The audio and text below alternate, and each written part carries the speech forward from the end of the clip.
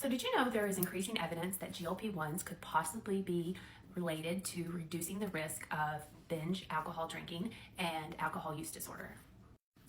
So I'm Tiffany, I'm a PA.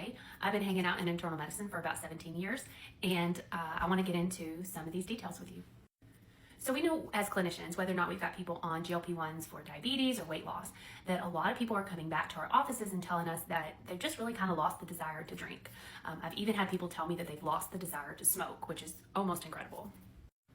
But when you look at the official studies that have been done, all the official studies that have been done on this subject are actually been performed so far in rats. So it's actually kind of interesting, but you can actually make a rat an alcoholic. So they took rats and they made them dependent on alcohol vapor. They took both male and female rats and did this to them. And don't come for me, because I'm just telling you what happened. And then what they did is they give half the rats semaglutide and then half the rats a placebo. And then after that, they saw that the rats that were given semaglutide, which is of course the GLP-1, were much less likely to exhibit binge drinking behaviors.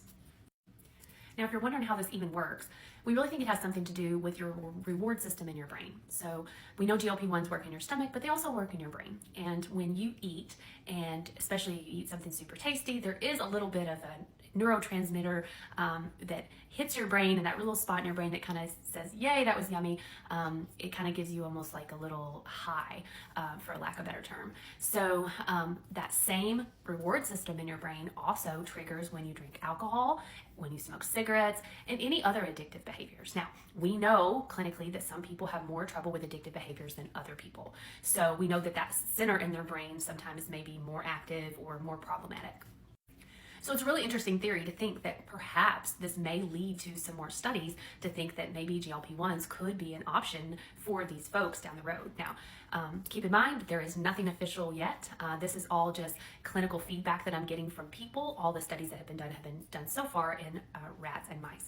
But very interesting data. You can look this up and check it out if you want to. But I'd like to hear from you if you are on a GLP-1 right now, if you have noticed a decreased desire to either drink alcohol or smoke, or if the opposite is true, if you feel like that it has not changed. So just let me know in the comments. So, all right, guys, y'all have a great night. Thanks.